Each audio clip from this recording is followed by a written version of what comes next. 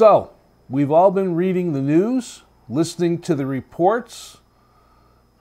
We've been talking to each other about getting our vaccinations against the coronavirus.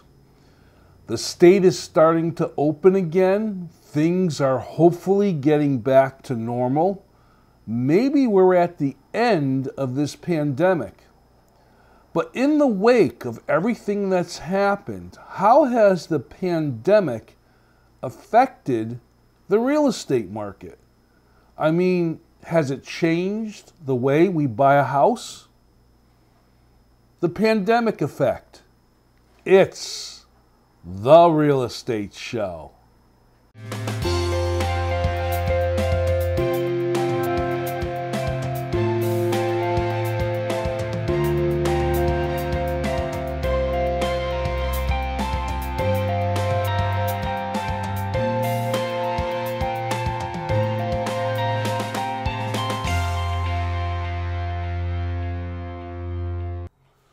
Welcome to the Real Estate Show. My name is Rick Naples. I am the owner-broker of Zone Realty, LLC. You zone your home with offices in Plainville, Connecticut. So, as we've done the Real Estate Show over the last few months, we've tried to make comments about what's been going on in the real estate market, especially when it comes to the coronavirus.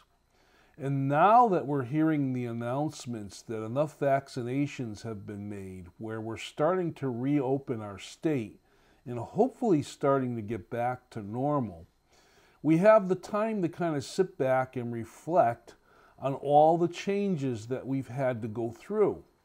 One of the biggest changes, of course, has been in my industry, the real estate industry.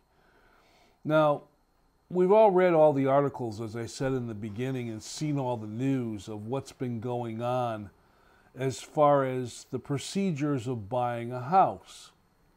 The pandemic has caused some rather interesting changes, and those changes have been the way that we go about in making an offer and buying a home.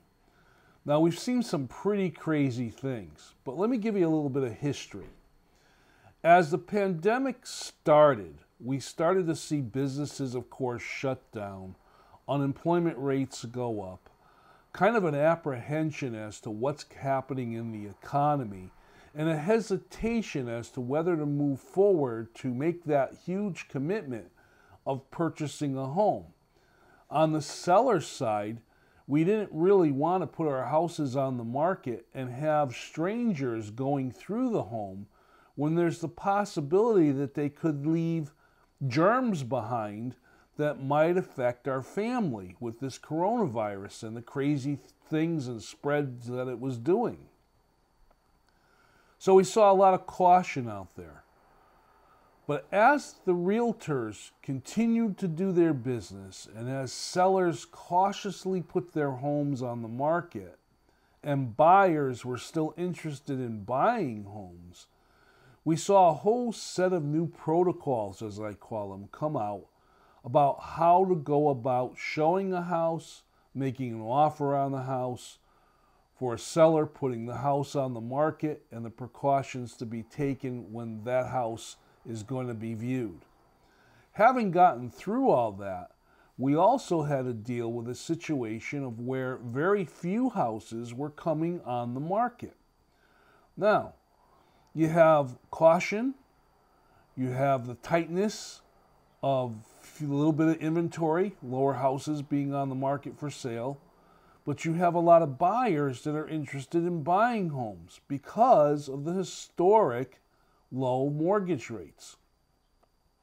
You put all these things together and you kind of create a pent-up demand, which means for every home that went on the market, you had more than enough buyers interested in purchasing that home.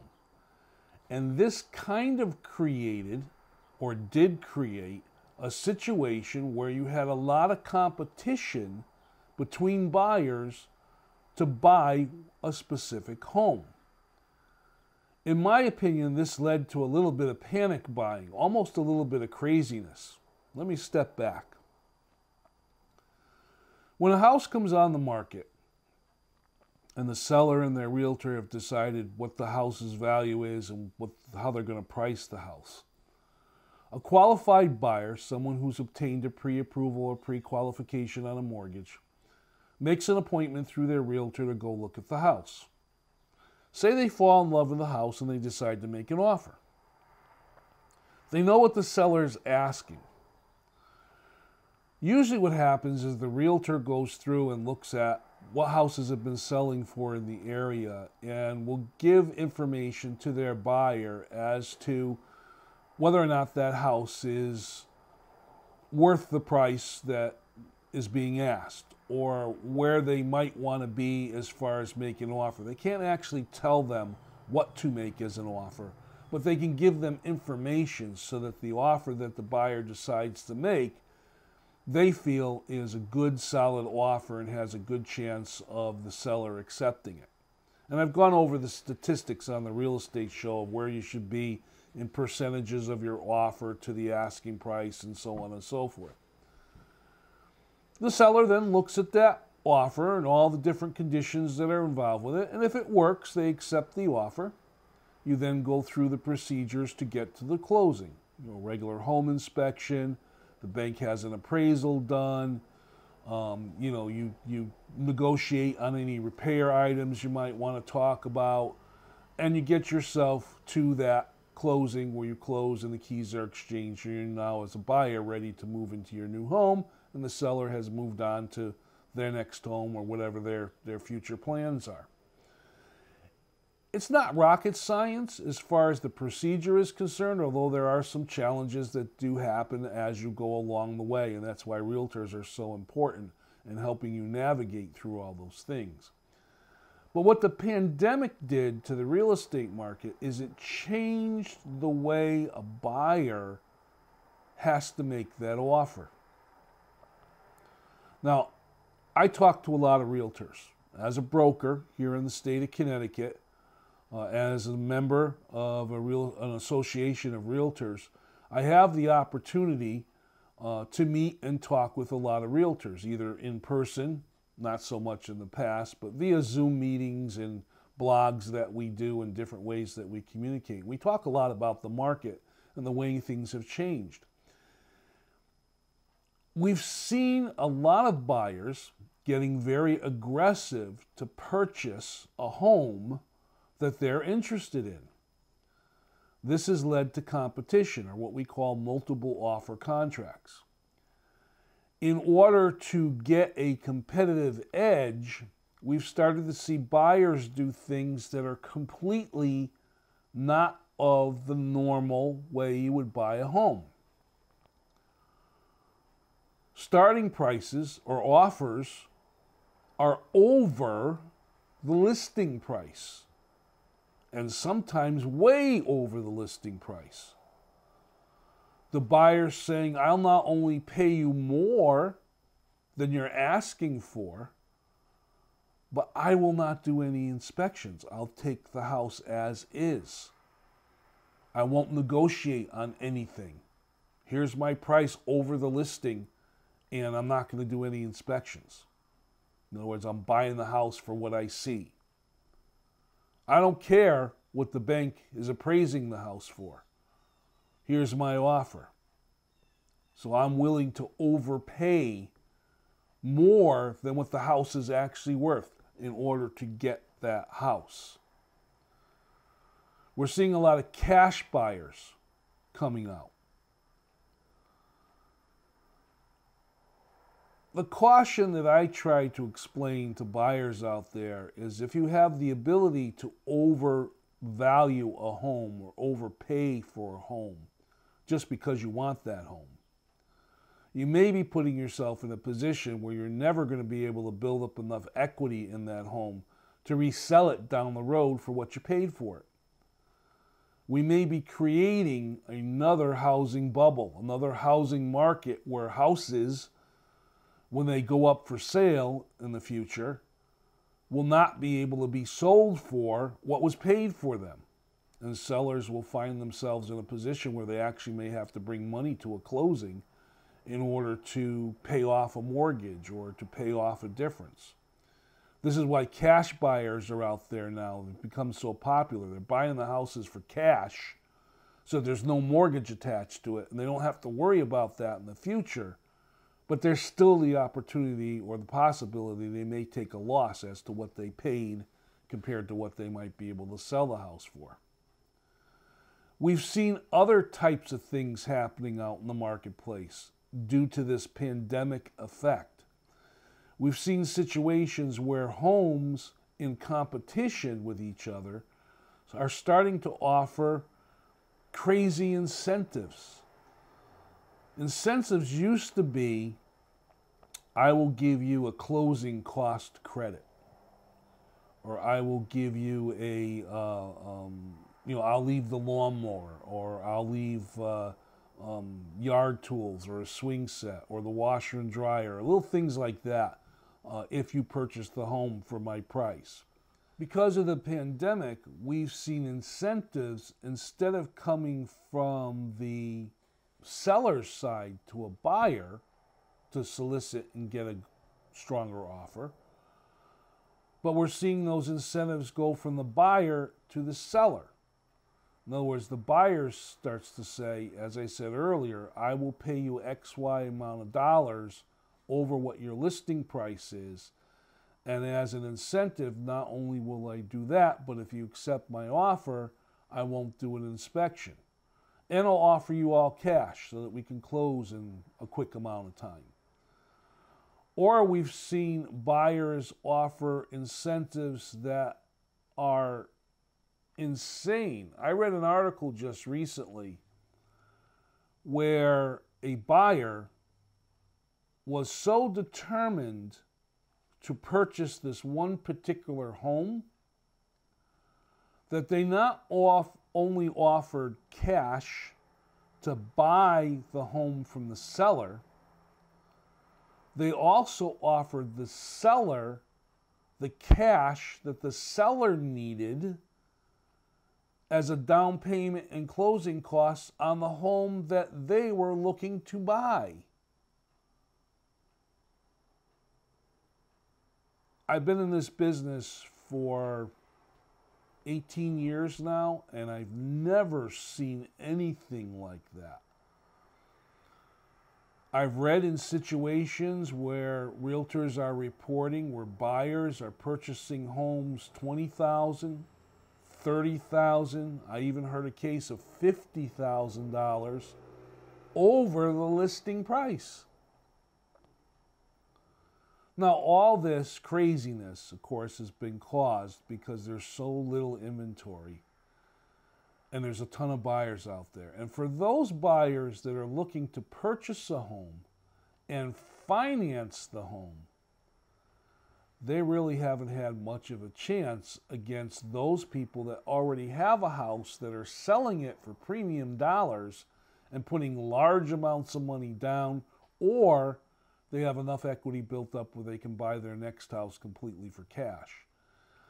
This has kind of created a squeeze out of the first-time buyer, the person who's just getting into the real estate market looking to buy their first home. They're finding it very difficult, A, to find a house that they can afford, and B, to be able to make an offer that gets accepted. Now, how have the mortgage companies responded to this market and to this craziness? Well, as I said, first of all, there's a lot of cash buyers out there buying homes for cash and overbidding. But in the case of a regular buy, buyer goes to the bank and they're going to get a mortgage on the house. Are we seeing the mortgage industry respond to this increase in prices that we're seeing on homes? Well, yes and no. To get pre-qualified for a mortgage, you're still going through the same procedures.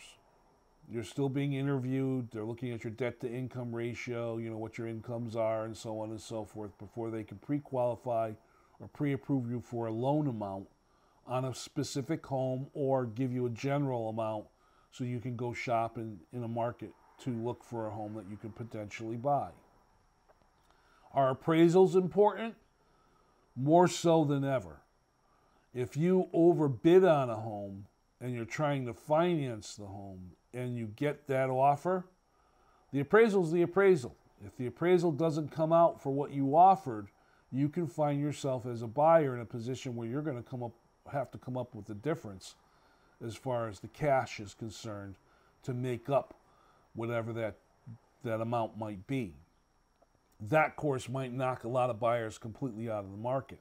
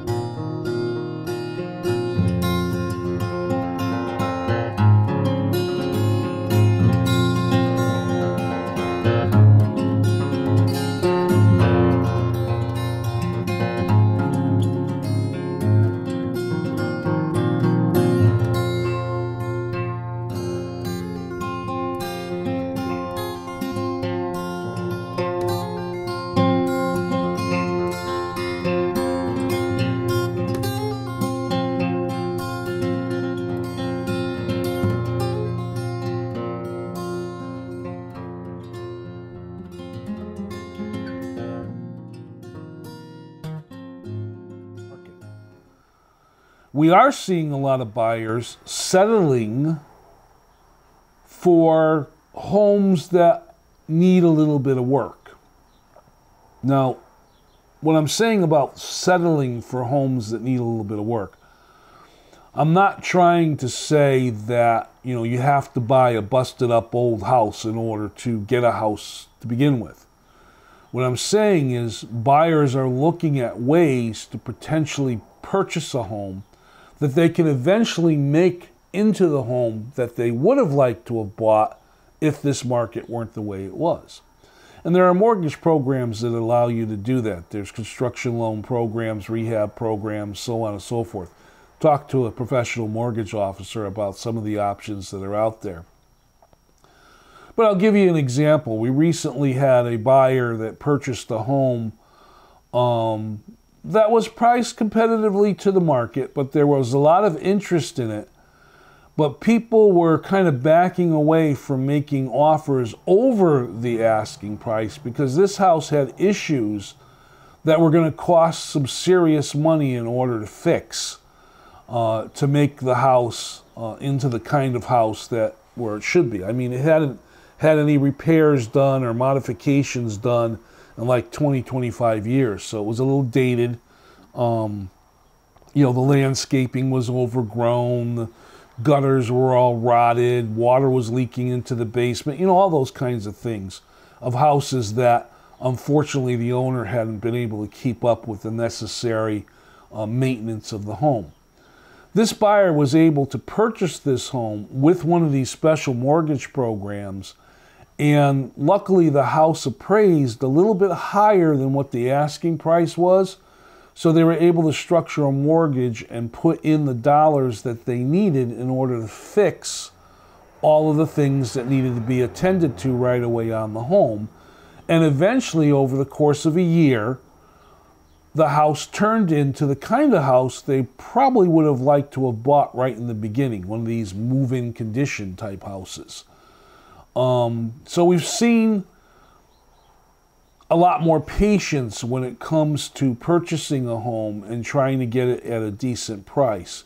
Maybe it's not the most perfect house, but maybe there's the possibility of making it into that perfect house for you, the buyer.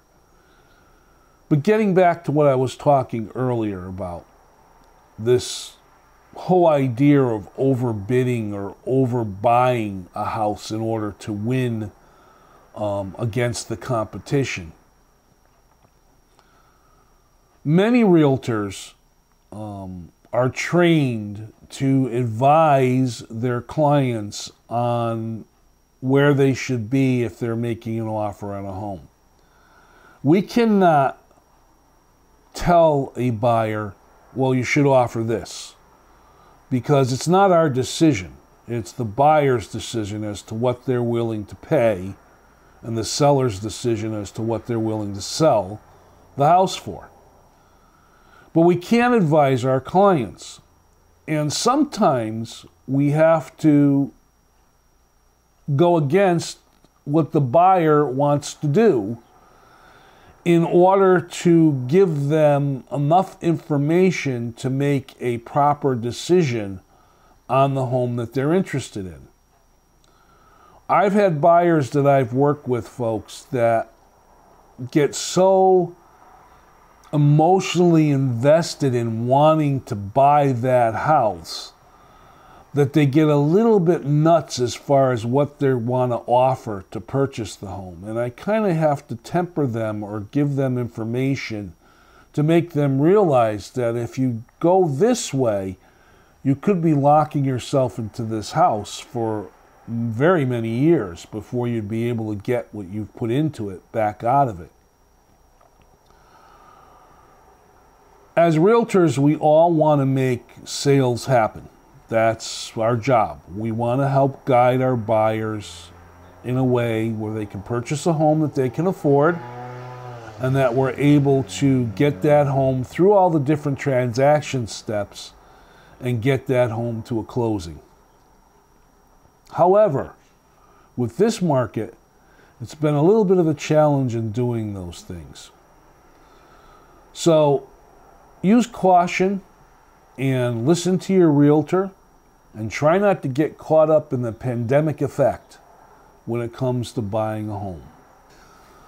This is the part of the real estate show that I use to basically express my final word or my final thought, usually on the subject of the show or basically what's been going on in the market. And as I had said earlier, I've been in this business for a decent amount of time, and I've watched the markets come and go, be strong, be soft, be aggressive, be very lax. I've seen just about everything. But I've never experienced the market that we've been experiencing these last few months. It's been a rough ride. It's been a rough ride for the buyer, and it's been a rough ride for the realtor. It's even been difficult for a seller. So I guess the moral of the story is realtors have become more important than ever before. Realtors have been trained to look at the markets, look at the trends, look at the pricing of homes, and use their knowledge and expertise in helping a buyer find a home, purchase that home, and be able to close on that home and move forward in their new house. My name is Rick Naples. This has been The Real Estate Show. I thank you very much for watching, and I hope to see you soon again.